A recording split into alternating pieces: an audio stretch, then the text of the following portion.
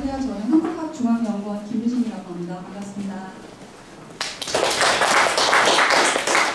오늘은 조선시대 밤문화, 그 중에서도 야간 통일 금지 해제와 밤새 풍속에 대해서 살펴보도록 할 텐데요.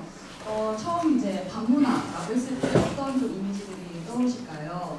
아무래도 밤문화라고 하면은 뭔가 약간은 은밀하고 퇴폐적인 그런 것들이 좀 먼저 떠오르실 텐데요. 제가 밤문화를 전공했다고 말씀을 드리면 처음 이제 주변에서 듣고 밤문화를 전공했어요? 처음에 놀라곤 하세요. 제가 그런 밤문화는 아니고요. 조금 더 건전한 그런 밤문화를 전공하고 있습니다. 라고 이렇게 말씀을 드립니다. 그래서 한국의 밤문화가 어떤 것들이 있는지 사진을 먼저 보도록 하겠습니다. 여기 보시는 술 마시고 노는 문화, 한국의 대표적인 밤문화 중 하나죠. 그리고 여기 옆에 사진은 전국 제1시장 모습입니다. 이렇게 야시장의 모습도 밤문화 중 하나라고 할 수가 있죠. 그리고 여기 보이는 이 편의점, 24시간 동안 운영하는 편의점, 한국에 굉장히 많이 있죠. 그리고 마지막 이 사진은 야간에 동호회 회원들이 같이 모여서 이렇게 러닝도 하고 등산도 하는 그런 장면입니다.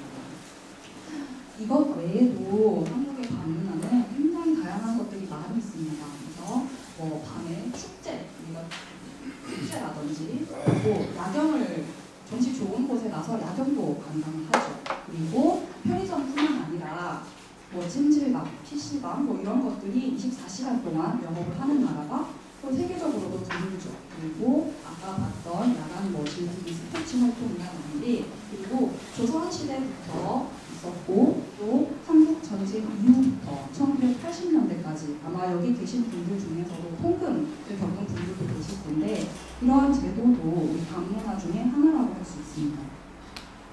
그래서 이렇게 밤을 즐기는 한국인들의 모습을 언제부터 우리가 확인을 할 수 있는지 중국의 한세기 문헌 삼국지라는 책에서 볼 수가 있습니다.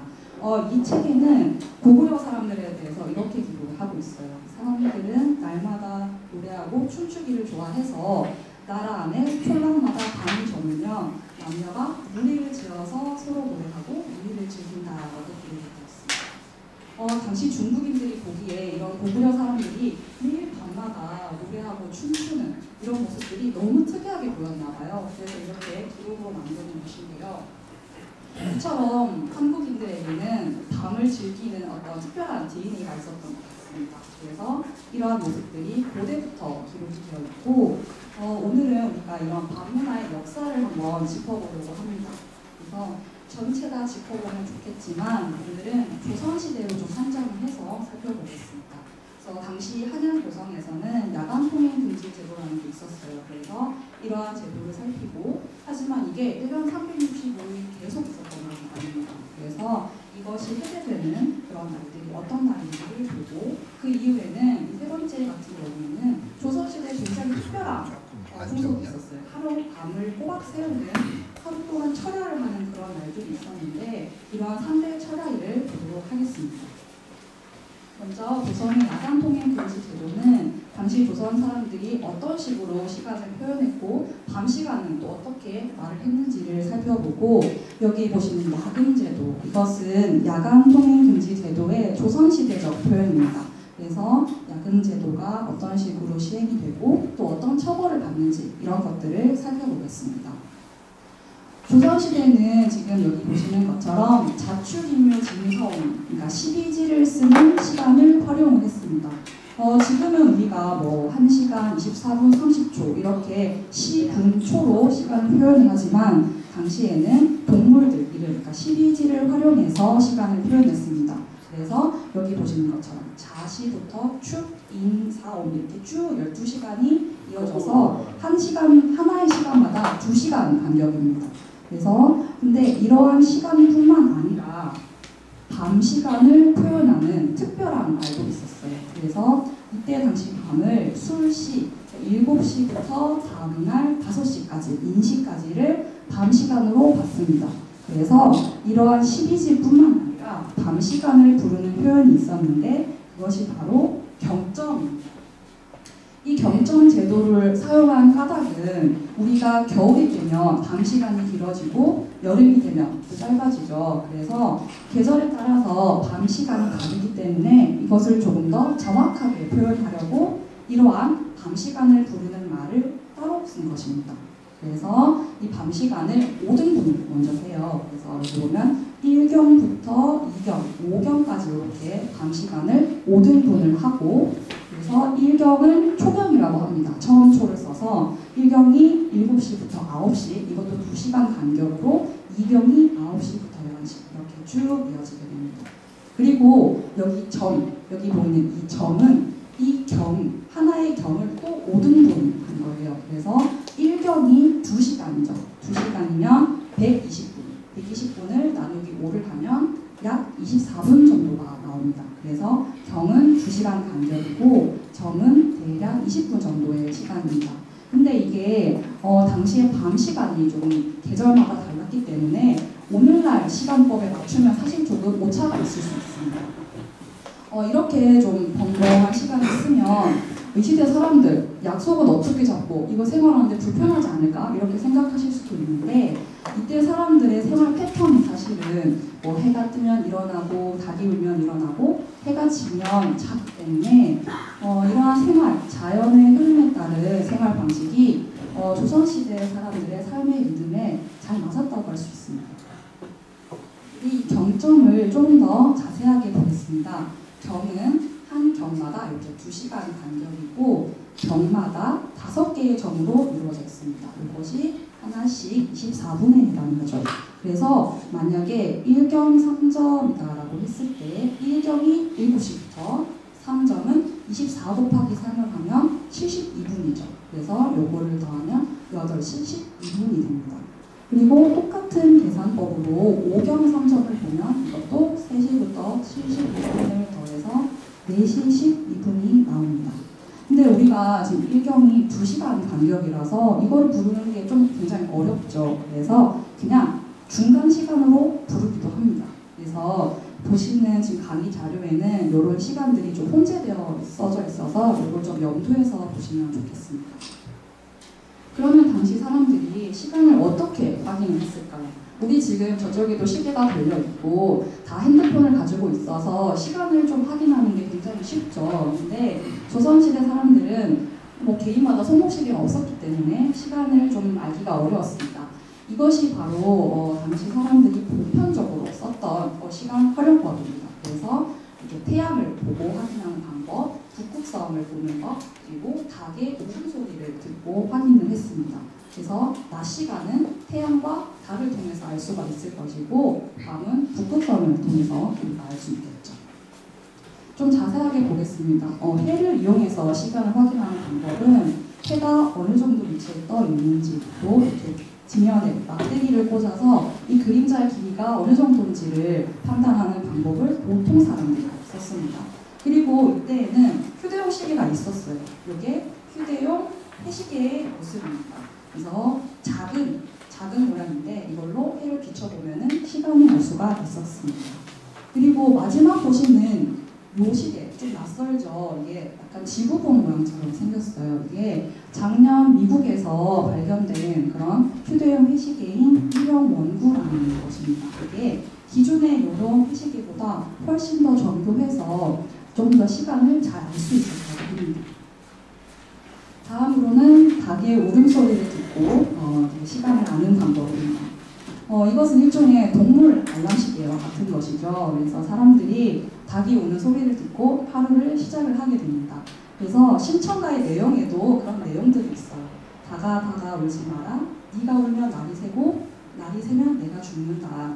이게 공양미 300석에 팔려가기 직전에 한 얘기입니다. 그래서 내가 죽으면 우리 아버지 어떻게 할 것이란 말인가, 이런 내용이 있습니다. 이게 닭이 울면 날이 샌다고 표현을 하고 있죠. 그래서 이때를 기점으로 하루를 시작하는 것을 알 수가 있습니다. 그리고 또 닭의 울음소리는 제사 시간을 알려주는 중요한 척도입니다. 그래서 여기 보면 이 일기의 내용에 닭이 첫 울음을 울자 제사를 마쳤다, 이런 내용도 있고 첫 닭이 울 때 제사를 지냈다고 합니다. 이런 기록들이 사대부들 일기에 굉장히 많이 나오고 있어요. 그래서 닭이 우는 시간을 기점으로 제사를 지내거나 끝내는 것들을 했습니다. 그 다음으로 밤 시간은 북극성으로 확인을 합니다. 북극성은 서양의 별자리로 작은 곰자리에 해당을 합니다. 이 별은 하늘에서 굉장히 밝고 거의 움직이지 않기 때문에 이 별을, 하늘에 있는 북극성을 바라보고 북극성을 중심으로 별들이 움직이죠. 그 별들이 얼마만큼 움직였는지를 통해서 시간의 흐름을 확인하는 것입니다. 그래서 지금 보이는 이 사진처럼 야간에 항해를 하거나 여행자들의 중요한 길잡이 역할을 하는 것이 바로 이 북극성이었습니다. 그럼 조선시대 사람들 밤에 잠을 자는데 왜 밤 시간을 북극성으로 확인을 했을까요?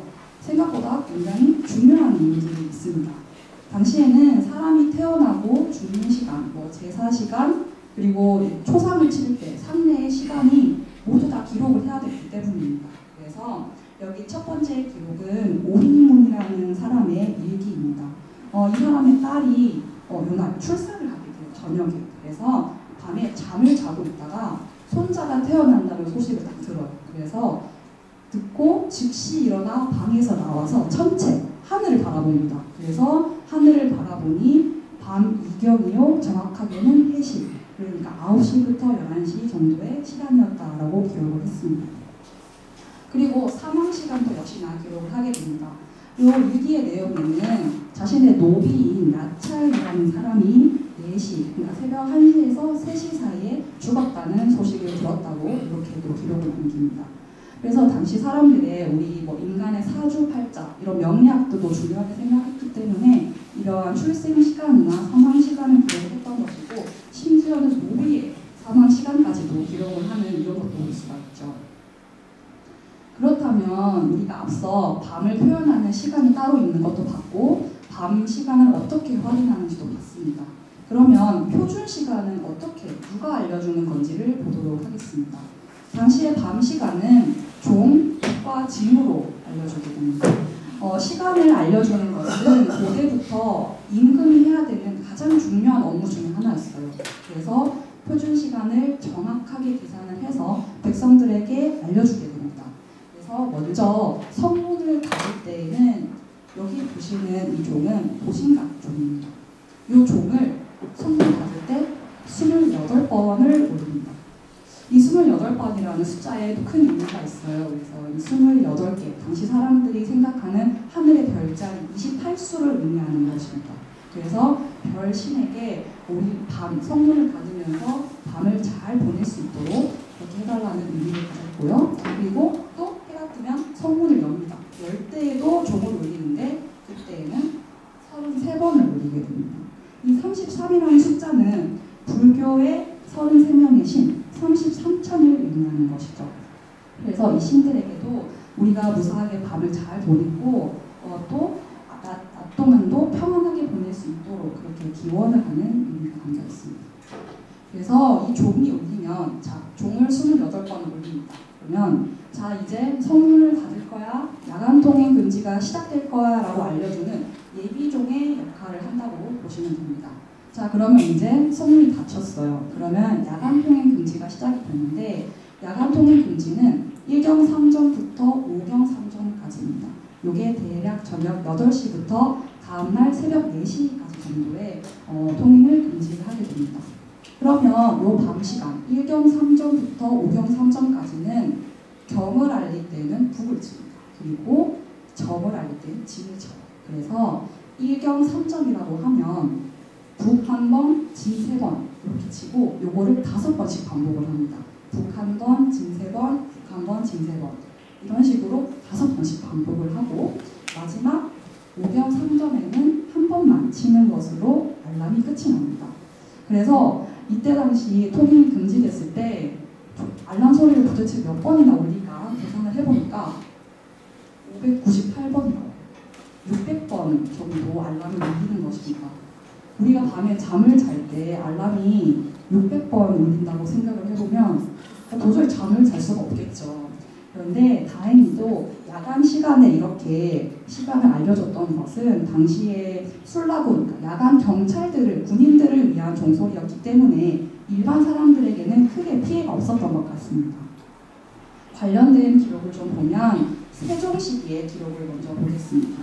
구름과 안개가 있는 날에는 종소리를 듣지 못해서 성문을 열고 닫는 시간을 잃어버린다. 그래서 사람과 물건이 드나드는 데 지장이 있다라고 했고, 아래쪽에 중종 시기의 기록에는 성 밖에 사는 신하의 집이 조정에서 너무 멀어서 새벽에 종소리와 북소리, 알람 시간을 들을 수가 없다. 그래서 공무원들이 출근할 때 지각을 하는 경우도 있다라고 했습니다. 그래서 우리가 그때 당시에 날씨에 따라서 또 이 종소리, 거리에 따라서 시간이 그 알람 소리가 그렇게까지 크게 들렸던 것은 아닌 것으로 보여집니다. 600번의 알람 전부 사람이 수작업으로 알려주겠죠. 근데 세종 16년 장영실이 자격루를 발명한 이후에는 자동으로 시간을 알려줍니다. 여기 이 그림은, 이 사진은 고궁박물관에서 자격루를 복원한 것인데요. 여기 보시면 아까 우리가 봤던 알람, 종, 북, 징 이렇게 걸려있죠. 그래서 이것을 활용해서 시간을 알려줬습니다. 다음으로는 그림을 한 편 먼저 보겠습니다. 이 그림은 여기 옆에 보면 단구라고 적혀 있어요. 이 단구는 김홍도가 말년에 썼던 호라서 이 그림이 김홍도의 그림이구나라는 걸 알 수 있습니다. 여기에 두 나그네가 있어요. 여기 나그네가 등에 뭔가를 쥐고 있는데 이것은 자세히 지금 보이진 않지만 엽전구름이에요. 엽전구름이라고 이렇게 쥐고 있습니다. 이 그림을 조금의 상상력을 더해서 생각을 해보면 여기에 뭔가 아침에 안개가 낀 것처럼 뿌옇게 흐려져 있고 이 사람들이 성벽을 뭔가 어슬렁어슬렁 거리면서 뭔가를 기다리고 있는 것 같습니다. 아무래도 야간 통행 금지가 해제되고 성문이 열리기를 기다리고 있는 것 같습니다. 우리가 야간 통행 금지는 조선 시대만 있었던 것은 아닙니다. 여기 계신 분들 중에서 통금 겪으신 분들이 당연히 있으시겠죠. 그래서 한국전쟁 이후부터 1980년대까지도 통금이 있었습니다. 그래서 우리가 이렇게 밤 24시간을 모두 사는 기간이 생각보다 얼마 안 돼요. 한 40년 정도? 40년 정도가 이렇게 밤에 자유롭게 통행을 할 수 있는 기간이 이후에 통행을 할 수 있었고, 여기 보면 요 통금 시기에 이렇게 밤에 불이 켜져 있지만 아무도 다니지 않는 텅 빈 거리, 그리고 요 사람들은 통행하다가 경찰에게 잡힌 사람들이에요. 경찰서에서 지금 밤을 새우고 다음날 재판에 넘겨지기를 기다리는 사람들입니다. 지금 잠에 취해서 이렇게 부끄러운지 고개를 숙이고 있죠. 조선시대에는 야간 통행 금지 제도를 야금이라고 표현을 했습니다. 야간 통행 금지 제도는 정확하게 그 시기가 언제부터 시작됐는지를 알기는 어렵지만 태종 시기에 이런 기사가 있어서 조선 초에는 적어도 시행이 되고 있었구나라는 것을 알 수 있습니다. 그 내용을 좀 보면 야간 순찰법을 더욱 엄하게 했다. 삼군부, 군에서 말하기를 지금부터 1경 3점 이후 5경 3점 이전에, 그러니까 8시부터 4시까지 술라를 범하는 자, 통행하는 사람들은 모두 잡아가두게 하소서라고 했습니다. 우리 지금 통행금지 시간이 8시부터 4시까지 시작이 됐고, 이런 시간들이 시기마다 조금씩 다릅니다. 지금 여기 페이지에 보이는 표가 좀 오류가 있어서 여기에 PPT를 확인해 주시면 좋을 것 같아요. 그래서 태종 시기에 이때부터 통행이 금지됐고, 세종 때에는 약간 시간이 줄어들게 됩니다. 그리고 성종 시기에는 다시 태종 때의 시간으로 돌아오고, 정조에 이르러서는 10시부터 4시까지가 통행이 금지됩니다. 이 제도는 계속 이어지다가 고종 1895년부터는 낮 12시와 밤 12시에 대포를 쏘는 것으로 시간을 알려주게 되는 것으로 변화가 됩니다. 이렇게 야간 통행 금지가 시작이 되면 술라군들이 활동을 시작합니다. 여기 이 모습은 술라군의 모습을 고증한 그런 모형인데요. 술라군은 일종의 야간 경비병, 야간 경찰이라고 생각을 하시면 됩니다. 이 술라군은 통행 금지를 위반하는 사람들을 검거를 하고 또 도둑을 잡습니다. 그리고 화재, 불이 어디에 났는지를 빨리 알아차려서 이렇게 화재를 막는 그런 일들을 하고 있습니다. 그래서 당시에 이 술라군을 야경군이라고도 불렀는데요. 여기 보시면 MBC 드라마에서도 술라군을 모티브로 해서 드라마를 열기도 했습니다. 술라군이 사람들을 잡으러 다니기 때문에 우리 술래잡기 할 때 그 술래, 이 어원을 술라로 보기도 합니다.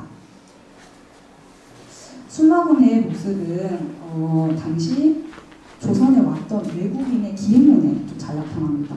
퍼시벌 로웰이라는 미국인이 술라군이 가지고 다니는 세 가지 기묘한 도구에 대해서 자신의 기행문, 여기 기행문인데요. 이게 조선 The Land of the Morning Come이라고 해서 고요한 아침의 나라 조선이라는 기행문에서 술라군을 기록을 했습니다. 이 사람에 대해서 잠깐 살펴보면 여기에 앉아있는 이 사람입니다. 이 사람은 미국인이고 천문학자이자 또 외교관입니다.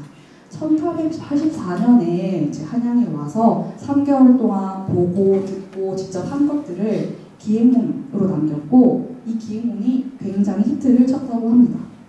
그래서 그 내용을 좀 보면 술라군과 그 부하는 세 가지 기묘한 도구를 가지고 있었다. 우두머리 술라군은 한 손에는 어두운 등, 이 등은 도둑등이라고 불리는 아주 신기하고 교묘한 발명품이었다.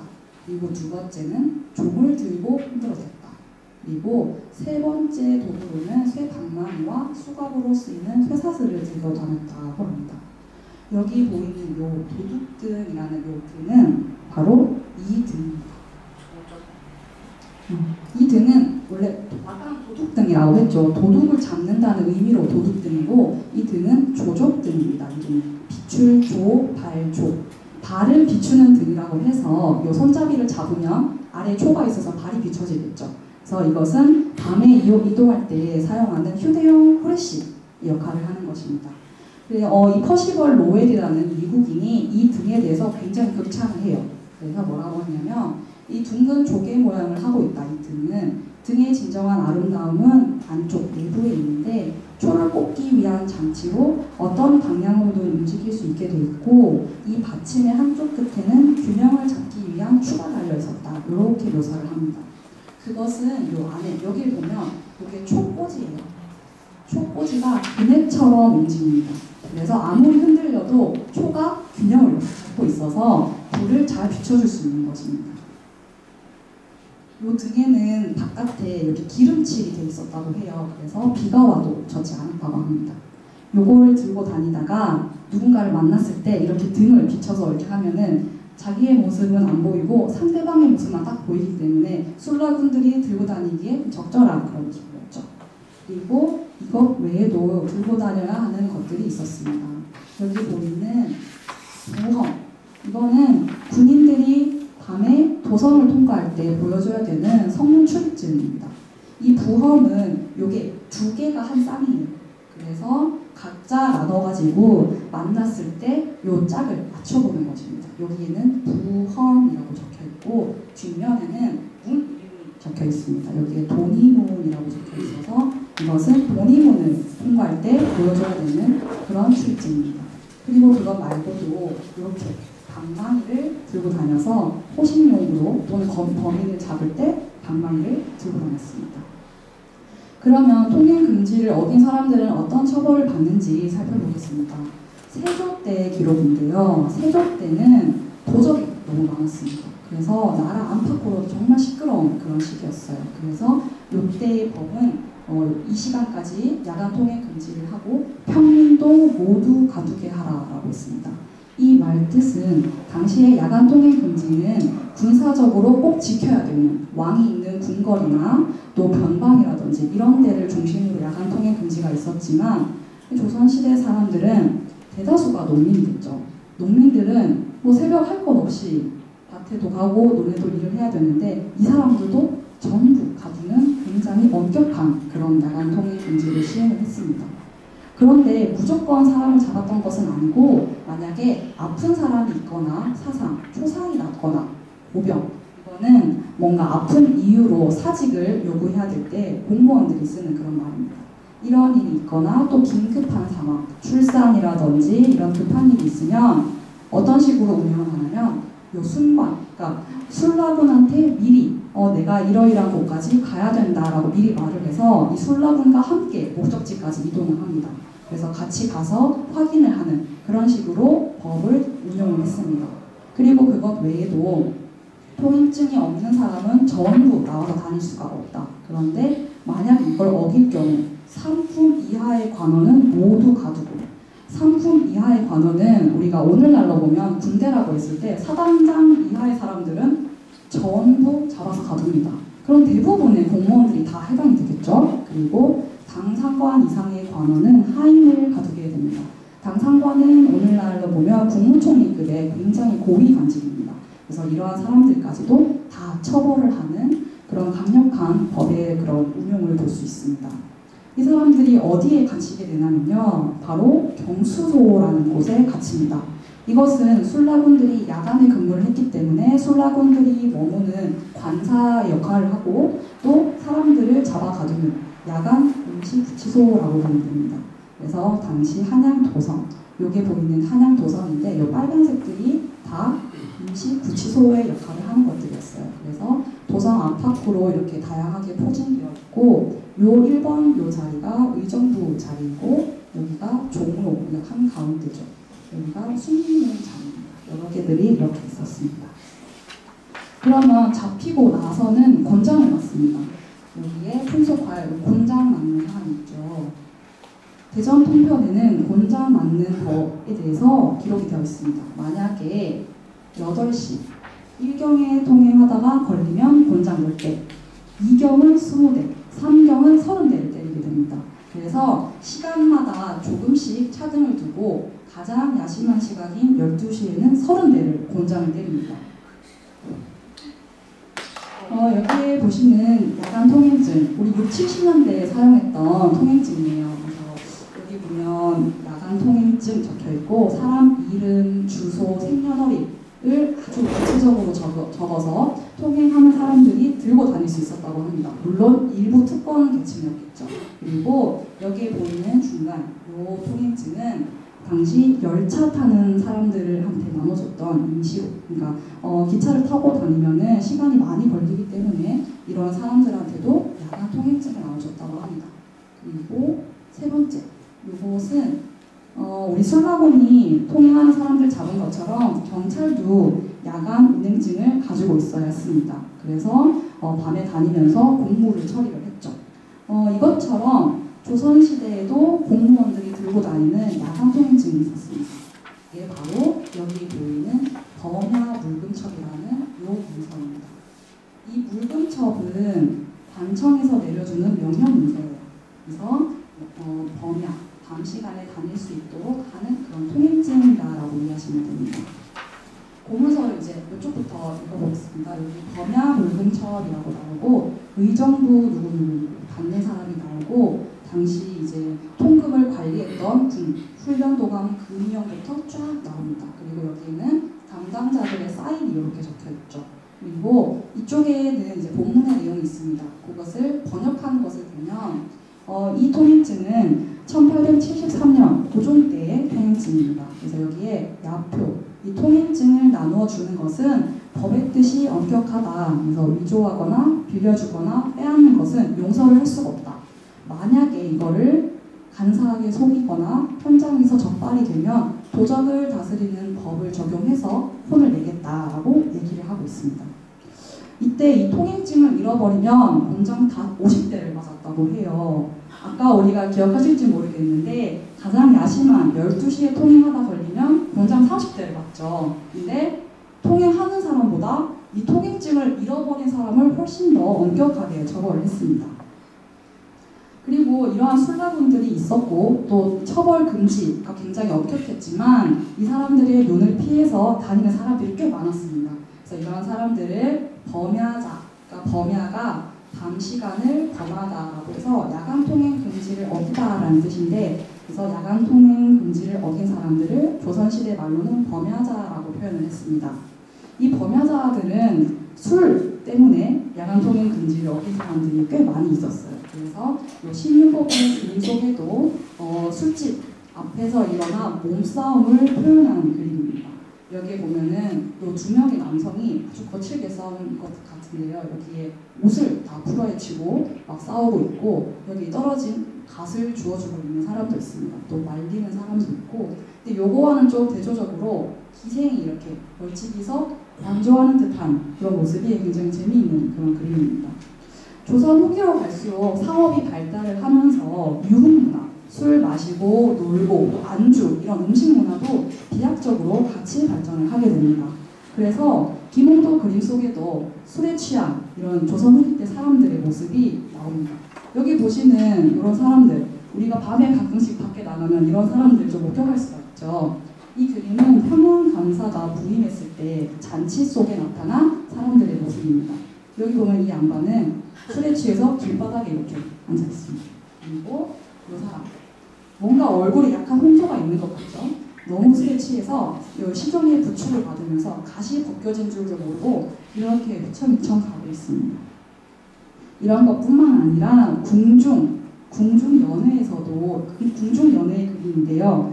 그 그림에서도 취객의 모습을 우리가 확인을 할 수 있습니다. 여기 보면 중종 시기에 일어난 궁궐 연회예요. 이때 이 그림은 중종이 아들, 그러니까 왕세자가 춘추, 동자의 춘추라는 책을 다 읽고 나서 이게 너무 기쁜 거예요. 아들이 책을 다 떼서 그걸 너무 기쁜 나머지 선생님들, 세자의 선생님들 40명 정도가 됐다고 해요. 그 40명의 선생님들을 다 불러서 술을 같이 마시는 그런 장면입니다. 여기 보면 지금 취해서 굉장히 그림이 작지만 취해서 이 시종들에게 이끌려서 이렇게 걸어가고 있는 그런 모습들이 보이죠. 여기 이 사람은 이제 거의 곡부라질 것 같은 그런 장면입니다. 그래서 통행 금지를 어긴 사람들도 술과 관련된 일화가 굉장히 많습니다. 그래서 요 사례 3가지를 가져왔는데요. 먼저 요 사례 첫 번째를 보면 윤장수라는 사람이 밤에 함부로 다닙니다. 그래서 잡아서 왜 그랬냐 물어보니까 어머니의 병 때문에 처방전을 물어보기 위해서 병원에 갔다 오는 길이다 라고 얘기를 합니다. 거짓말이 들통났고요. 그리고 강덕희라는 사람도 술에 취해서 말을 타고 의금부 앞을 지나갑니다. 이것은 오늘날로 보면 음주운전을 하다가 경찰서 앞을 지나가는 그 꼴이에요. 그래서 당연히 붙잡혔겠죠. 근데 물어봐요. 왜 이렇게 다녔냐 물어보니까 나는 임금의 명을 받고 술라군으로 염탐하러 가는 길이다 라고 거짓말합니다. 그래서 그러면 너 암호 대봐 라고 했더니 당연히 암호를 모르겠죠. 이 사람도 잡히게 됩니다. 요 두 사람들은 자기가 가진 관직에서 한 단계 강등되는 처벌도 받고 심한 경우에는 동료들이 보는 앞에서 곤장을 맞는 그런 뭔가 치욕스러운 처벌도 받게 됩니다. 그런데 이 3번째 사례는 앞선 2 사례들과는 조금 달라요. 그래서 여기 보면 이경의 흰옷을 입은 사람이 궁궐 담장 아래에 누워 있어서 신분증을 확인해 보니까 이종용이라는 사람이었습니다. 근데 술이 너무 취해서 도대체 왜 했는지를 묻지를 못해요. 그래서 술이 깬 뒤에 사연을 물어보니 마침 성균관에 들어갔다가 술을 마셔서 통행 금지를 어기게 됐다라고 합니다. 성균관은 유학을 공부하는 그런 일종의 대학교죠. 그래서 학교에 갔다가 술을 마셨다라고 진술을 합니다. 이에 대해서 정조는 이러한 처벌을 내리게 됩니다. 최근에 조정의 관료나 유생들이 주량이 너무 적다. 그래서 술에 풍요가 있다는 것을 내가 듣지 못했다.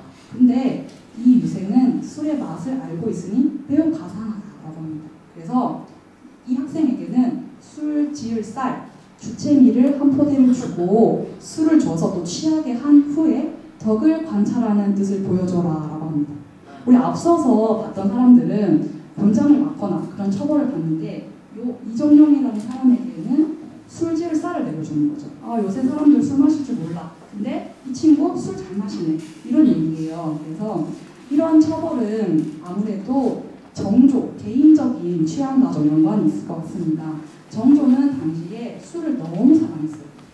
소문난 애주가이기도 하고 담배도 너무 좋아했고요. 그리고 여기 보시면 요 할아버지 영조의 모습입니다.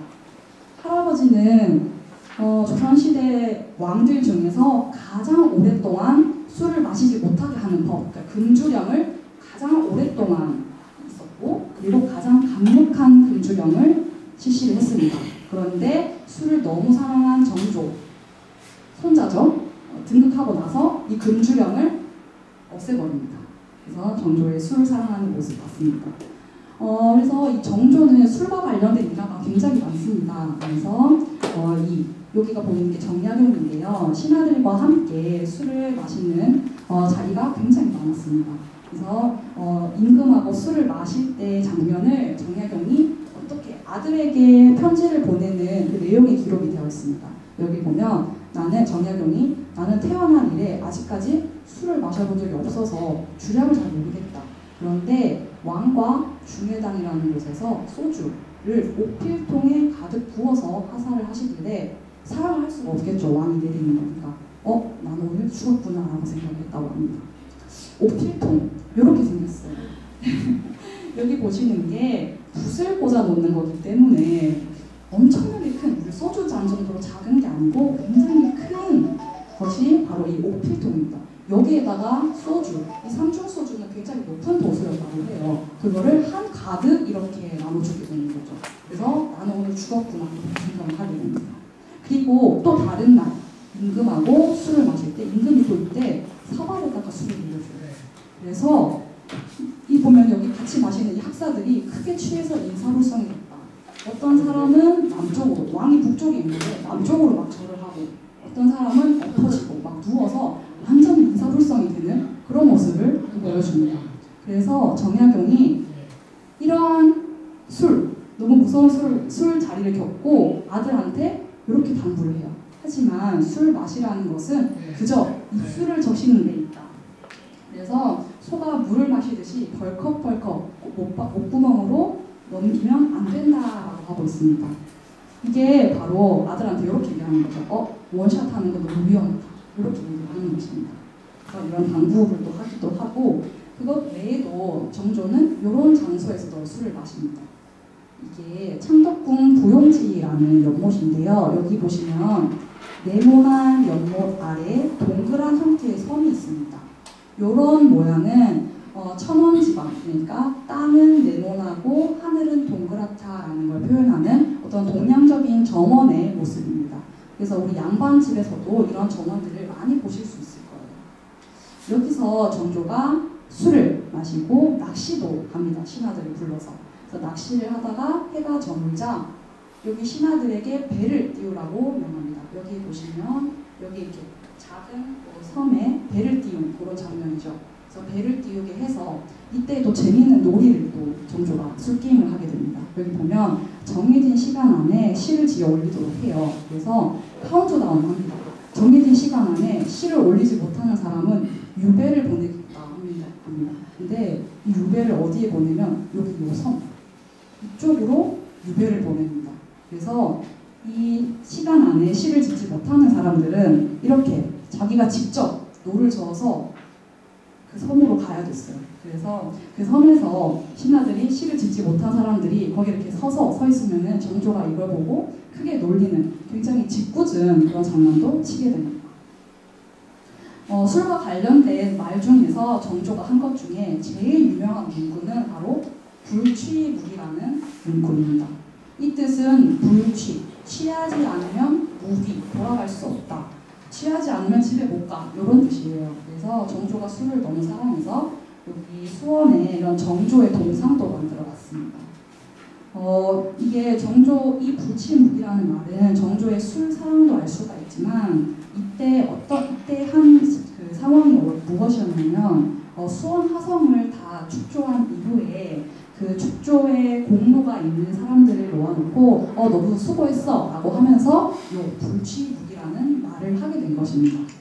이 뜻은 물론 술 사랑도 있지만 그만큼 이 백성들이 술을 마실 수 있을 정도로 술에 막 흥겹게 취할 수 있을 정도로 부강한 나라가 됐으면 하는 그런 정조의 뜻이 담겨있다고도 볼 수가 있겠습니다. 그리고 이제 야간 통일 금지가 시작이 돼도 이렇게 야심한 밤에 데이트하는 장면들이 신일보 풍속화에서도 나타나게 됩니다. 그래서 여기 대표적인 그림을 먼저 볼 텐데요. 이것은 야금보행, 여기는 열하전이라는 그런 그림입니다.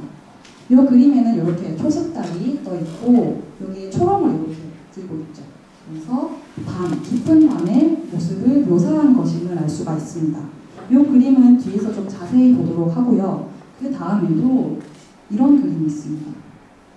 이 그림은 첫 번째로는 월야미회라는 그림입니다. 월야, 달빛 아래에서 민회를 즐기는 그런 모습이죠. 여기 보면 두 남녀가 보름달이 뜬 밤 아래에서 입맞춤을 하고 있습니다. 당시만 해도 굉장히 파격적인 그런 장면의 한 모습입니다. 그리고 여기에는 이 여성이 이렇게 술라군의 모습, 망을 봐주는 것인지 이렇게 망을 보는 듯한 그런 모습입니다. 그리고 이 옆에 있는 이 정변야화라는 그림은 우물가 변에서 야화, 밤 이야기를 나누는 그런 모습입니다. 그래서 두 명의 여성이 이렇게 이야기를 나누고 있고 이 여성은 뭔가 골똘히 생각에 잠긴 듯한 그런 모습입니다. 이 두 명의 여성을 이제 담 너머에서 양반이 이렇게 지켜보고 있죠. 그리고 여기에도 보름달이 떠 있고 이 꽃이 복사꽃이에요. 그래서 봄, 밤의 정취를 묘사한 그런 그림이구나를 알 수 있습니다. 다시 돌아가서 이 그림, 야금 모행이라는 그림은 야금, 통행이 금지된 밤을 무릅쓰고, 그러니까 무릅쓰고 지나간다라는 제목입니다. 이 제목만 봐도 내용을 우리가 확인할 수 있죠. 여기 보시면 양반이 있고 기생이 이렇게 같이 가고 있습니다. 동자, 그러니까 소년이 앞길을 이렇게 비춰주면서 들고 가고 있고 여기 보면 털모자를 들고 있어요. 그리고 여기 잘 안 보이지만 안쪽에 옷을 겹겹이 입어서 겨울밤을 나타내는 것을 알 수 있습니다.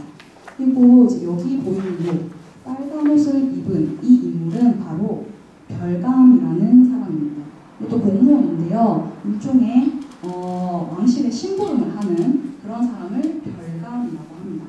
이 별감이 심부름이 낮과 밤을 가리지 않고 굉장히 많았겠죠. 그래서 밤에 통행할 일이 많았기 때문에 통행할 때 입는 옷도 구경이 되어 있습니다. 여기 보면 별감이 붉은 옷을 입지 않고 통행에 다니다가 걸리는 경우에는 곤장을 쳐서 처벌하겠다. 그래서 굉장히 화려한 복색으로 이렇게 밤거리를 다닙니다. 여기 보면 이렇게 두 명의 남녀가 같이 가다가 별감에게 걸린 것 같아요. 그래서 양반이 이렇게 갓대를 살짝 숙이면서 좀 봐달라고 하는 것 같기도 하고 또 다른 해석으로는 별감이 당시에 기생들을 전부 관리 감독하는 그런 일을 했습니다. 그래서 이 양반에게 기생을 딸려 보내는 그런 모습이라고도 할 수 있겠습니다.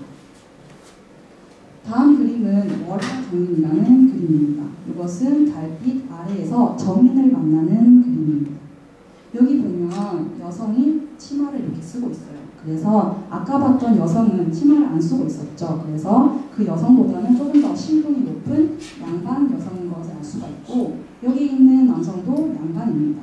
근데 이 그림에는 여기에 보면 시가 이렇게 적혀 있어서 당시의 모습을 잘 알 수 있습니다. 그 시의 내용이 여기 있는데요. 달빛이 침침한 삼경, 두 사람의 마음은 두 사람만 안나는다고 나와 있습니다. 달빛이 침침한 삼경은 대략 자정에 가까운 12시쯤이에요. 근데 우리가 아까도 봤듯이 12시는 곤장을 30대도 맞을 수 있는 가장 강력한 처벌을 받는 그런 단시간이죠. 그래서 이 두 명의 남녀는 곤장 30대에 맞을 각오를 하고 이렇게 만나고 있는 것입니다. 이 그림에서 또 재밌는 게 여기 달의 모양입니다. 이 달의 모양은 지금 우리가 보는 그래 달의 모양과 좀 다르죠. 이 달은 눈썹 모양을 닮았다고 해서 눈썹달이라고도 합니다. 이 눈썹달은 부분월식이 있을 때 볼 수 있는 달입니다. 여기 이 사진을 보면 조금 더 이해가 쉽겠죠? 이런 모습이겠죠. 근데 부분월식은 자주 있는 일은 아니기 때문에 신윤복이 살았던 기간 동안 한 2번 정도 있었다고 해요. 그래서 첫 번째 월식은 비가 왔기 때문에 이 달을 볼 수 없었을 것이고 두 번째 승정원 일기에 이런 기록이 있습니다. 2경부터 4경까지 월식이 있었다라고 했습니다. 아까 이 두 남녀의 만남, 달빛이 침침한 3경이었죠. 그래서 이 내용과 딱 맞아 떨어지는 것을 알 수 있습니다. 그래서 이 두 남녀의 만남이 1793년, 그러니까 정조 17년 음력 7월 보름밤에 자정에 만났던 것을 알 수가 있습니다.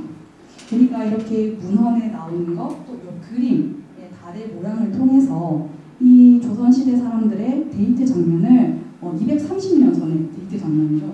그런 장면들을 확인할 수 있는 것도 굉장히 재미있는 부분입니다.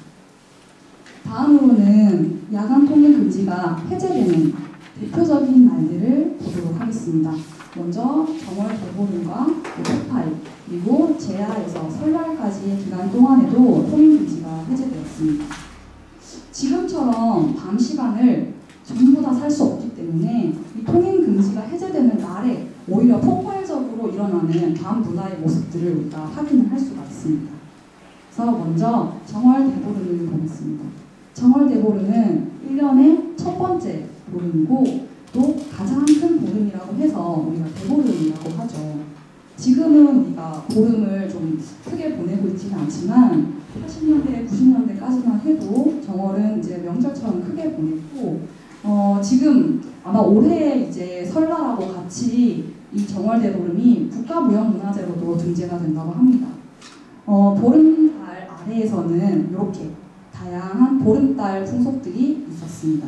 먼저 여기는 이렇게 지프로 만든 이걸 달집이라고 하는데 달집을 이렇게 태우는 달집 태우기를 했고 이건 아마 익숙하게 아실 텐데 여기 쥐불놀이를 하고 있습니다. 그리고 보름달 아래에서 여성들이 이렇게 강강술래를 하는 것도 보름달의 풍속 중 하나입니다. 그렇다면 조선시대 사람들이 정월대보름 밤에 어떻게 놀았는지를 시를 통해서 한번 보겠습니다. 여기에 이제 유만공이라는 사람이 쓴 원석, 정월대보름 밤이라는 시입니다.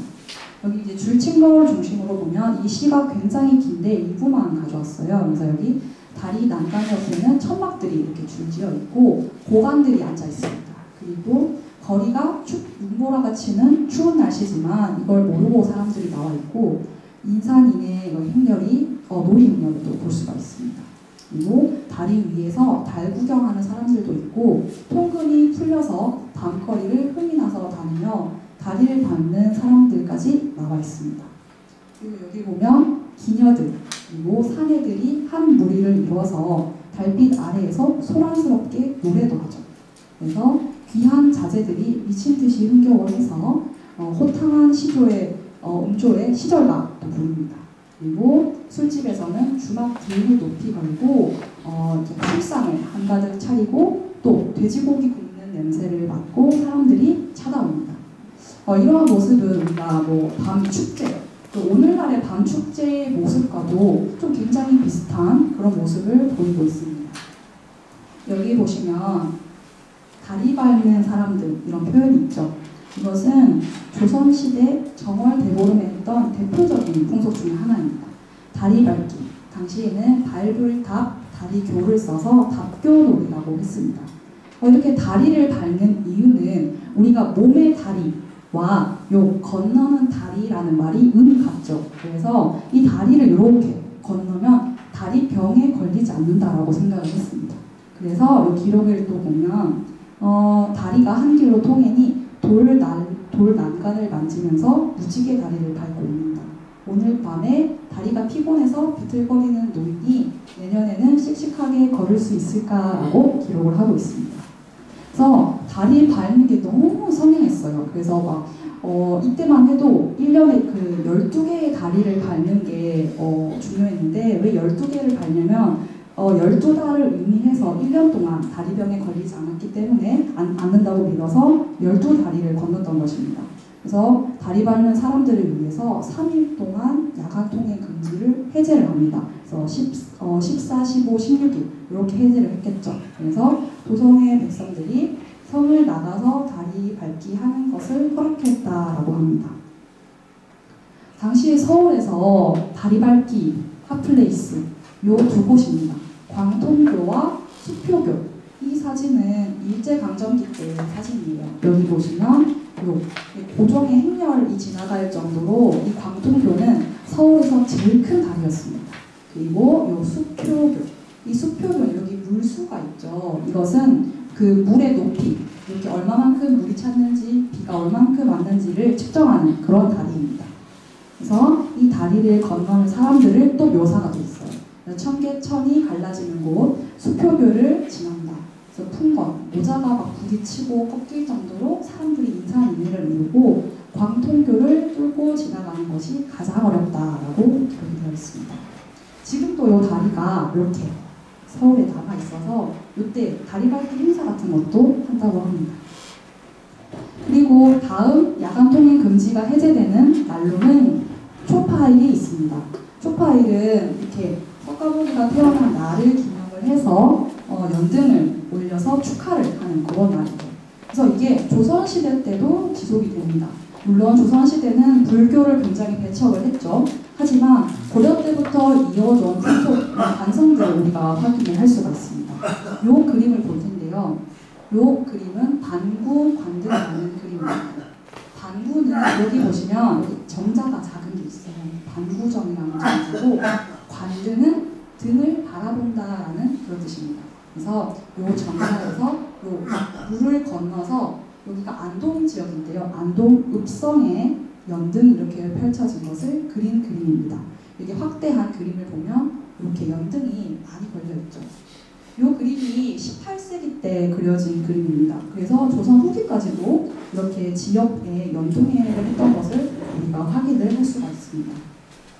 당시 등은 굉장히 화려했어요. 그래서 등을 막 각 관청에서도 만들어서 왕한테 바치기 위해서 경쟁을 할 정도로 굉장히 많이 화려하게 만들었는데요. 여기 보면 등의 이름이 뭐 수박, 마늘, 연꽃, 종, 북, 누각도 있고 여러 가지 뭐 용이나 봉황 이런 동물들의 모양 등이 그려져 있습니다. 이 등은 아마 이런 형태가 아닐까 싶은데요. 이게 서울 연등회에서 만든 최근에 이제 보증한 그런 모습입니다. 여기 뭐 새우 모양, 누각, 뭐 수박 같기도 하죠. 이것은 잉어도 있고 배, 그리고 이쪽에는 종 모양 이런 화려한 연등을 만들어서 부처가 태어난 것을 축하를 했습니다. 그리고 다음으로는 여기 그림자 등이라는 기록을 보면 등 속에 회전 기구를 설치하고 종이를 잘라서 말이나 매 이런 동물의 모양 등을 만들어서 기구에 붙이고 바람이 불면 돌아가는 모습을 바라본다라고 했습니다. 이 등은 바로 이 등입니다. 이 등의 이름은 주마등입니다. 우리가 인생이 주마등처럼 흘러간다라고 했을 때 그 등이 바로 이 등입니다. 이 주마등은 여기 안쪽에 등이 하나가 있어요. 그리고 바깥에 한 겹이 더 있는 모양으로 안쪽에 이런 달려가는 말이나 이런 동물의 모양을 붙여서 여기 아래에 보면 바람개비가 있죠. 이게 이렇게 빙글빙글 돌아가면 이 말이 움직이는 것처럼 보인다고 합니다. 그래서 이런 주마등 같은 화려한 연등도 달았습니다. 그리고 마지막 야간 통행 금지를 해제하는 날로는 제하에서 설날에 이르는, 그러니까 한 해의 마지막 날부터 설날에 이르는 시간까지도 야간 통행을 해제를 해줍니다. 관련된 내용, 영조 때의 기록을 보면 3일 후에 새해가 된다. 그래서 새해가 되기 전 3일, 후 3일 동안 모두 폐를 걷어서 야간 통행 금지를 해제하도록 해라라고 했습니다. 우리가 지금은 뭐 설날, 추석 3일 동안 연휴죠. 근데 여기 보면 새해 전 3일, 후 3일, 그러니까 6일 동안 야간 통금을 풀어준 것입니다. 그리고 여기 폐를 거둔다라고 한 것은 여기 보이는 요 폐를 거두는 것이에요. 그래서 이 폐는 성문을 닫고 열 때 가지고 있어야 되는 그런 폐인데 이거를 거둔다는 것은 야간 통행 금지를 해제하겠다라는 그런 의미입니다. 이때 야간 통행 금지를 해제해 준 것은 설날 역시 조선시대 때도 굉장히 중요한 명절이었죠. 그래서 관리들이 집에 내려가서 친척들을 만나고 또 세배도 해야 됐고 가장 중요한 유교의례인 조상 차례도 지내야 됐기 때문에 야간의 통행 금지를 해제해 줬다는 것입니다. 그리고 이것 말고도 아까 뭐 정월, 대보름, 초파일, 설날까지 통행 금지를 해주지만 이런 날에도 통행 금지를 해제해 줬습니다. 먼저 과거를 볼 때인데요. 지금 이제 과거를 보는 것은 과거 시험 시간이 굉장히 길기도 했고 또 이렇게 시험을 보낸 학생들 고생했다는 의미로 야간 통행 금지도 해제를 해주게 됩니다. 지금 보이는 이 그림 굉장히 우리가 좀 사극에서도 볼 수 있는 그런 과거 시험 모습이죠. 근데 조선 후기 때의 과거 시험 모습을 좀 우리가 상상하는 것과는 조금 다릅니다. 이 그림은 김홍도가 그린 공원 충효도라는 그림입니다. 이 그림의 제목은 봄날의 과거 시험장을 묘사한 그런 그림입니다. 여기 보면 이게 과거 시험장의 모습이에요. 여기 보면 그 일산, 양산을 이렇게 쓰고 있고 여기 한 몇 명의 사람이 옹기종기 모여 있습니다. 이게 바로 시험을 치는 장면인 것인데요. 여기 나오는 사람을 그냥 잠깐 보면 수험자는 한 명입니다.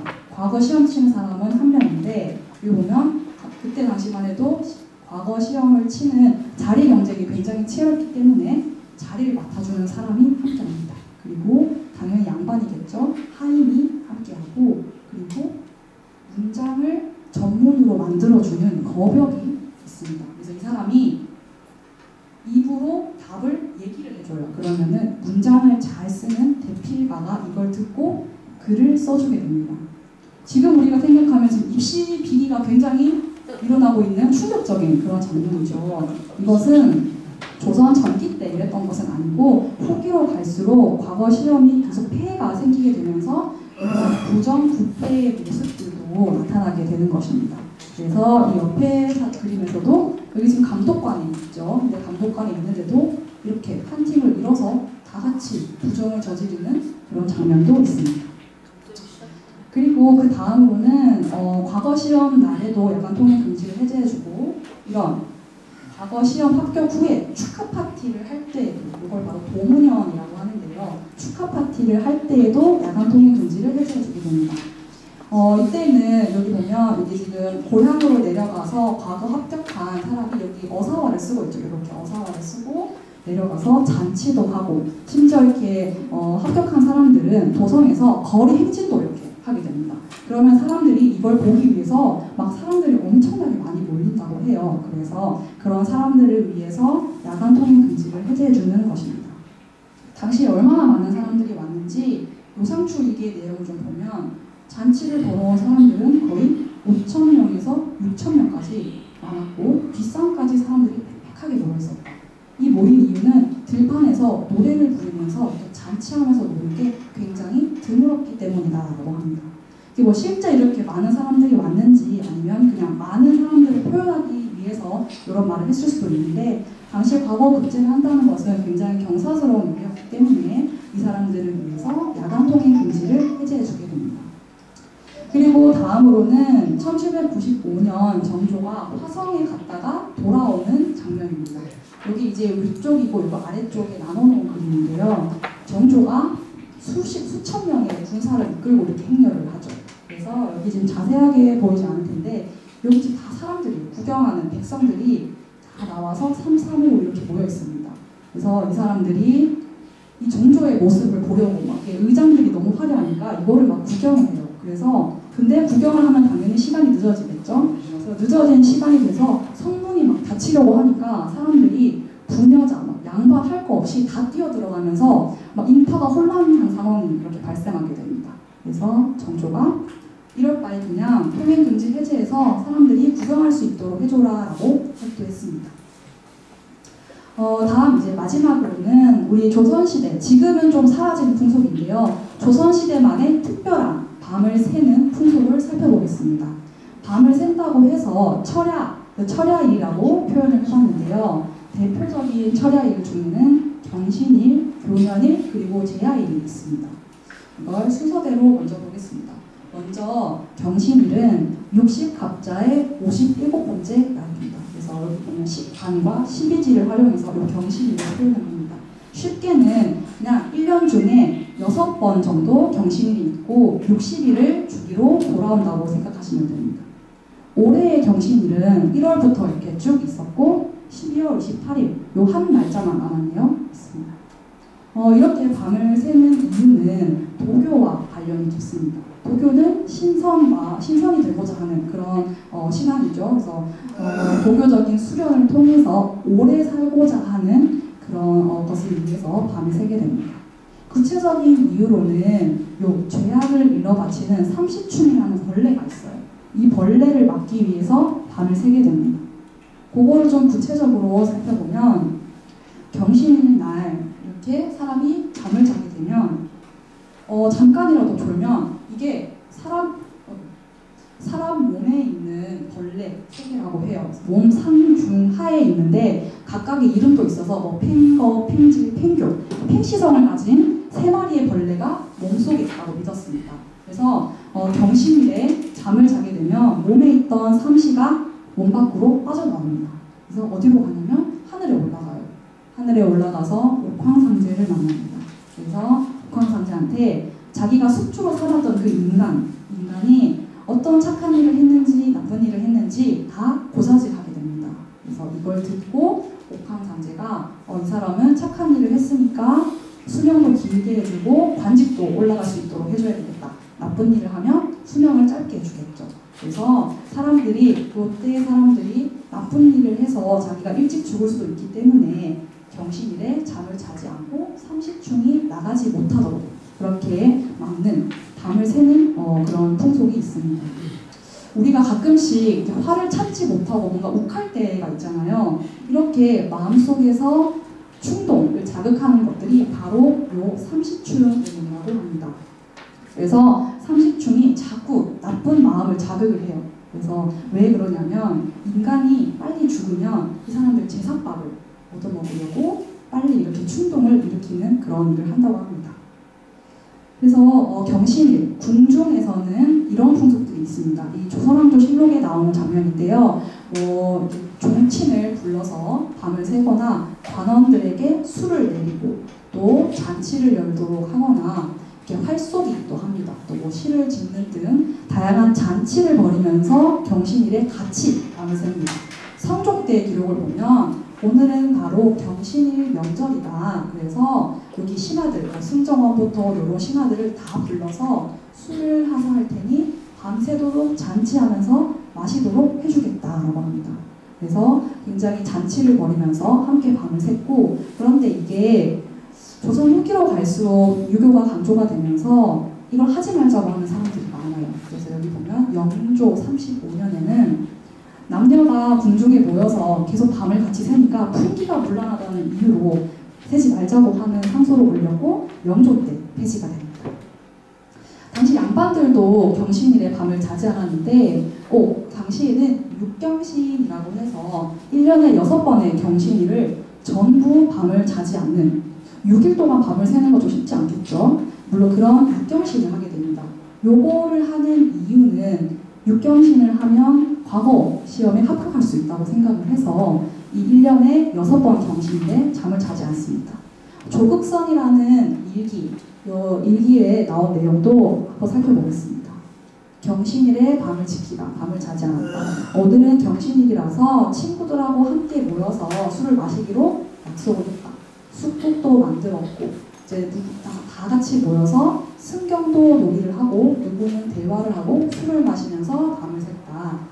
사람들 모두 피곤하고 힘이 빠져서 누구는 고꾸라져서 잠이 들었는데 이 중윤이라는 사람이 체력이 좋았나 봐요. 그래서 중윤만이 홀로 피곤한 기색이 없었다라고 있습니다. 밤을 새는 게 쉽지 않았기 때문에 다양한 놀이도 하고 술도 마시면서 밤을 샌 것인데요. 여기 보시면 요 승경도 놀이, 이 놀이가 어떤 놀이인지 한번 살펴보겠습니다. 여기 지금 양반들이 앉아서 승경도 놀이를 하고 있습니다. 이것은 요 말판에 주사위 2개를 굴려서 높은 곳에 가면 이기는 그런 게임입니다. 이 말판은 여기 요 파디에 빼곡하게 네모나게 박혀있죠. 이게 지금 사진이 좀 작아서 잘 안 보이는데 여기에는 관직 명칭이 적혀 있습니다. 영의정부터 2조 참판 이런 관직 명칭이 적혀 있어서 주사위를 굴려서 높은 관직에 올라가는 사람이 이기는 게임입니다.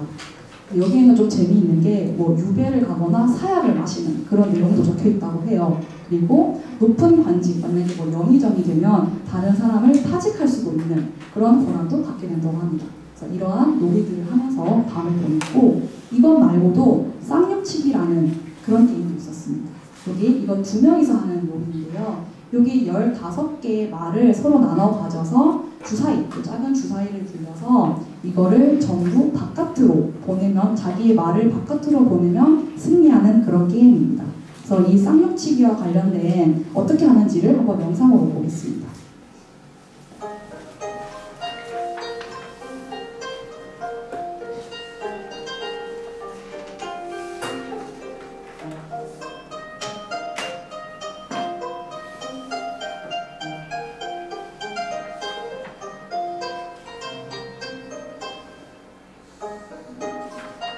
이렇게 15개씩 말을 이렇게 나눠 가집니다. 그래서 주사위를 던져서 요 나온 수만큼 말을 이동을 하는 건데요. 여기 지금 2, 3이라서 3칸을 이동을 합니다. 그래서 뭐 상대편의 말을 잡을 수도 있습니다.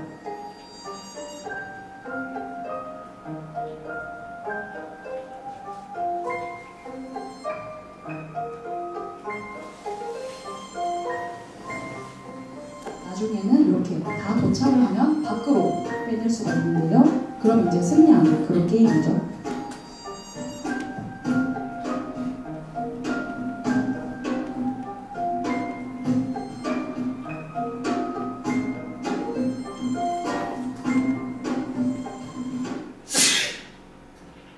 그리고 다음 밤을 새는 날로는 두 번째는 교년일이 있습니다. 이 교년일은 교차할 교, 년을 써서 해가 교차하는 날 이렇게 부릅니다.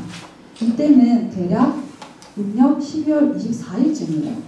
이게 뭐 24, 24, 25 이렇게 약간 변동이 있지만 대략 24일이고 이 날을 교차, 붉은 해와 새해가 교차하는 날로 이렇게 인식을 하게 됩니다. 이게 고대부터 동지, 이때가 동지 기간이기도 하죠. 동지가 1년의 첫 날이었던 경우가 있었기 때문에 그런 풍습이 이렇게 계속 지속이 되는 것입니다. 그래서 역시나 아까 봤듯이 도교와 굉장히 관련이 깊고요. 이때 밤을 새는 것은 아까는 삼시충이라는 벌레 때문에 밤을 샜죠. 근데 이때는 부업신, 조왕신이 올라가는 것을 막기 위해서 밤을 셉니다.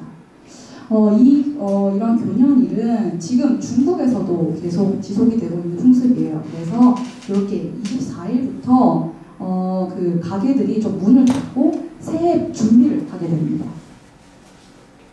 그래서 이 중국 이미지에서도 교년일의 이미지인데요. 여기 보면 새해 문구를 이렇게 창문에 붙이거나 또 집안을 청소하기도 하고 여기 지금 조왕신에게 제사를 지내는 그런 장면입니다.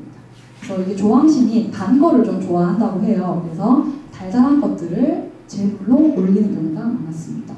그래서 이러한 중국의 풍습을 잠깐 봤고요. 중국과는 달리 이 교년일에 관한 풍속은 조선에서는 조금 많이 나타나지는 않습니다. 뭐 양반 일부나 여기 보이는 것처럼 조선왕조실록에 몇 편 나와 있는 정도여서 우리가 이 풍속은 조금 성행했다고 말하기에는 좀 어려움이 있습니다. 당시 궁중에서 교년일을 어떻게 지냈는지를 좀 보면 정신이가 좀 비슷해요. 술과 음악을 내려주고 밤을 새도록 하거나 여기 승정원에도 음악과 술을 내려줍니다. 그리고 대군들하고 모여서 삼경, 자정까지 술을 마시는 이런 잔치를 벌이면서 밤을 새죠.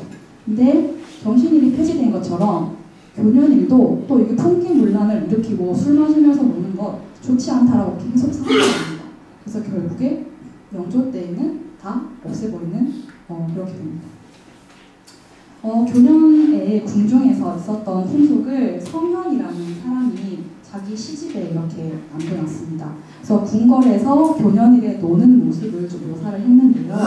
여기에 보면 등불이 환하게 밝혀 있고 바둑도 노는구나. 그래서 수락관에서는 좋은 음식을 나눠서 보내고 음식 쟁반이 들어온다. 그래서 관현악 소리랑 왁자지껄한 가운데 사람들이 많았겠죠. 흥에 겨워서 밤새도록 잠을 못 이룬다라고 했습니다. 그래서 궁궐에서 신하들이 왕과 함께 같이 모여서 좋은 음식을 먹고 또 노래를 들으면서 이런 식으로 밤을 샜습니다. 이것은 고종 때의 밤 연회의 모습을 그린 그림입니다. 여기에 요 그림인데요. 이것은 고종이 40주년, 그러니까 자기가 등극하고 나서 40주년이 되는 것을 기념해서 이렇게 잔치를 벌이게 됩니다. 이렇게 보면 밤인지 잘 모르겠죠. 근데 요 전각, 왕이 있는 요 전각 아래에는 이렇게 유리등이 걸려 있습니다. 당시에는 전기가 없었기 때문에 촛불이나 횃불 이런 불들을 밝혀놓고 잔치를 했는데 고종 시기에는 이런 유리등도 내걸게 되죠. 이 유리등은 또 기록으로 자세하게 남겨놨습니다.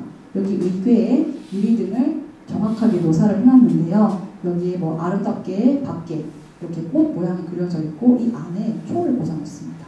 그래서 고궁박물관에서는 요거를 토대로 이렇게 오늘날에 고증을 해서 이게 뭔가 그 파는 박물관에서 파는 상품으로도 이렇게 판매를 했다고 해요. 그래서 이러한 아름다운 등의 모습도 우리가 확인할 수 있습니다. 그리고 마지막으로는 밤을 꼬박 새는 날에는 제야일이 있습니다. 이 날은 12월 마지막 날이죠. 이 날이 굉장히 중요한 이유는 앞선 경실일이나 교년일의 경우는 조금 뭐 왕이나 양반 위주의 밤샘이 있었다면 이 제야일 같은 경우에는 뭐 왕, 신하, 양반뿐만 아니라 일반 백성들, 그러니까 나라 전체에서 밤을 새는 굉장히 그런 특별한 날이었습니다. 이것 역시 도교와 좀 관련이 있고요. 이 날에 밤을 새는 이유는 밤을 새면서 복을 받기 위해서, 그러니까 묵은 해를 잘 보내고 새해를 잘 맞이하기 위해서 밤을 새게 됩니다. 그래서 나라 안에 대표적인 연말 행사라고 할 수가 있습니다. 지금도 우리가 12월 31일이 되면 보신각, 여기 보신각 장면인데요. 보신각에 모여서 제야의 종소리를 듣거나 여기 또 생중계가 되죠. 뉴스를 보면서 집안 가족들하고 같이 이렇게 보기도 합니다. 그리고 이렇게 뉴욕에서는 새해가 되면 같이 카운트다운 행사도 이렇게 하게 됩니다. 그래서 이렇게 새해, 신년 세레모니는 인류 보편의 문화라고도 할 수가 있죠. 조선시대 사람들은 이때 잠을 자지 않을 때는 이렇게 수세라고 표현을 했습니다. 수세는 지킬 해세를 써서 해를 지킨다라고 그렇게 표현을 했습니다. 그래서 이러한 수세 풍속을 좀 살펴보면 집에서는 다락과 마루, 방, 부엌 모두 등잔을 밝힌다. 심지어는 마구간, 측간, 그러니까 화장실까지도 대낮처럼 환하게 밝혀서 밤새도록 잠을 자지 않는다라고 했습니다. 그리고 이것 외에도 또 재미있는 부속이 있는데요. 섣달금, 제야의 잠을 자면 눈썹이 하얗게 샌다라고 믿어서 어린애들이 장난을 칩니다. 그래서 혹시 누가 잠을 자는 아이가 있으면 그 아이의 눈썹에 분을 발라서 마치 눈썹이 노인처럼 된 것처럼 이렇게 장난을 치는 풍속도 있습니다. 이러한 수세는 비교적 최근까지도 그 모습을 확인할 수가 있습니다. 여기 보이는 이 사진은 2007년 전국 무주에서 이렇게 수세하는 그런 장면입니다. 아마 최근까지도 뭐 이렇게 제야에 불을 켜고 주무시는 분들도 있었다고 해요. 그래서 이런 수세 풍속은 굉장히 오랫동안 좀 지속이 되었습니다. 밤을 새면서 제야의 밤을 새면서 했던 풍속 중에 하나로는 묵은 세배가 있습니다. 묵은 세배는 당시에 올해 구를 써서 구세배라고도 표현을 했고 또 금음 세배라고도 했습니다. 여기 보시면 이제 70년대 세배하러 가는 행렬의 모습인데요. 이렇게 세배를 하러 가게 됩니다. 그때의 기록을 좀 보면 신하들이 대궐에 들어가서 왕에게 문안을 올립니다. 그리고 사대부 집에서도 사닥에 참배를 하고 친척 어른들을 찾아서 세배를 드리는 모습입니다. 근데 이런 묵은 세배 행렬이 굉장히 길었어요. 그래서 초저녁부터 밤중까지 길거리에 등불이 줄을 이어서 끊어지지 않았다라고 했습니다. 그리고 곱게 또 묘사한 다른 기록으로는 골목에는 곱게 단장한 여인들이 북적거리고 거리에는 화려한 복장의 사내들이 넘쳐나네라고 해서 당시 묵은 세배를 가기 위해서 밤거리가 굉장히 이렇게 성행하는 그런 모습들을 확인할 수가 있습니다. 이것 외에도 우리가 지금도 그렇지만 밤새는 게 좀 쉽지가 않죠. 그래서 다양한 놀이들을 하면서 밤을 샜습니다.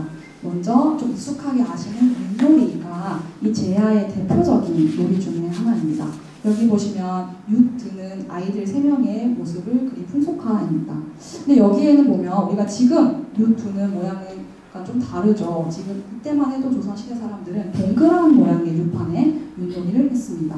그래서 윷놀이를 하면서 밤을 새고 또 유추로 새해의 운수를 점을 치기도 했어요. 그래서 이런 것들을 하면서 또 도소주라는 것을 마십니다. 여기 보면 등불 아래에서 윷놀이를 하고 도소주를 마시면서 슬아의 자식과 손자들이 막차지껄 떠든다라고 해서 제야에 같이 모여서 밤을 새는 그런 장면을 묘사를 했습니다.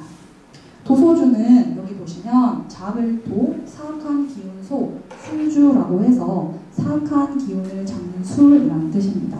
그래서 연말부터 연초까지 이런 도소주를 마시면서 새해에 복을 받도록 하는 그런 풍속도 있었습니다. 이것 외에도 제야에는 불놀이를 합니다. 이것은 참고로 지금 가져온 그림인데요. 정조가 화성 능행 때 있었던 불놀이의 모습입니다. 땅에다가 포를 이렇게 묻어놨어요. 그래서 포가 터지면서 마치 불꽃이 이렇게 분수처럼, 마치 오늘날의 좀 불꽃놀이와도 같은 땅에서 하는 불꽃놀이죠, 일종의 그런 불놀이도 제야에 했습니다. 그래서 불놀이가 굉장히 다양했어요. 그래서 다양했던 모습을 이 성현이라는 사람의 문헌에서 한번 살펴보겠습니다. 불놀이 중에는 포를 쏘는 화포, 대포를 붙여서 소리가 천지를 진동하는 그런 포도 있었고요. 여기 보면 불화살입니다. 불화살을 산에다가 수천만 개를 묻어놔요. 그래서 이거를 화살이 당겨지면 마치 유성처럼 보여진다고 합니다. 그래서 하늘을 가득 채우는 불화살의 모습도 있고, 그리고 장대 줄불놀이가 있습니다. 이것은 장대에 포를 메어둡니다. 그래서 이거를 터지게 해서 마치 불빛이 바퀴처럼 굴러가는 모양을 보는 것인데, 이것은 아마도 이런 불놀이가 아닐까 싶습니다. 지금도 하는 불놀이의 하나인데요. 안동 지역의 선유 줄불놀이, 배를 타고 노는 줄불놀이입니다. 그리고 함안 지역에서 낙화, 불이 떨어지는 그런 놀이. 이렇게 장대에 이렇게 불을 달아서 불이 떨어지는 모습을 관람을 하는 것이죠. 그래서 이 낙화놀이가 어떻게 되는지를 한번 동영상을 통해서 보겠습니다. 그리고 이렇게 심지에 숯을 쌓아놔서 여기 이렇게 불을 붙이면 타고 올라가는 그런 모습입니다. 이게 지금 조선시대처럼 배에서 일일이 사람이 수작업으로 이렇게 불을 붙인다고 해요.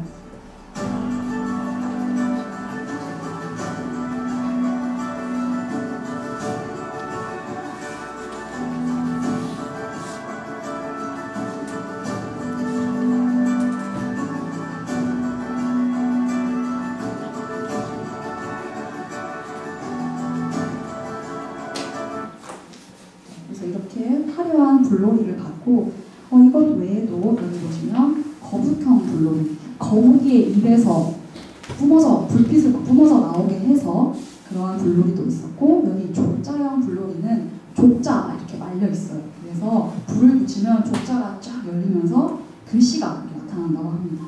그리고 여기 마지막 장림형 불놀이는 숲을 만들어요. 모형 숲을 만들어서 이 숲을 다 태우고 나면 뭔가 붉은 꽃봉오리, 푸른 잎, 이런 화려한 뭔가가 나타나는, 지금으로 조금 상상하기 힘든 이런 불놀이들을 조선시대에 했습니다. 그리고 마지막으로 제야의 가장 중요한 풍속으로는 연종방포가 있습니다. 이것은 일종의 연말에 폭죽 터뜨리는 것인데요. 연종, 1년이 끝나는 날 밤, 겨울 밤, 포를 놓는다라는 것입니다. 궁궐에서 포를 3번 쏩니다.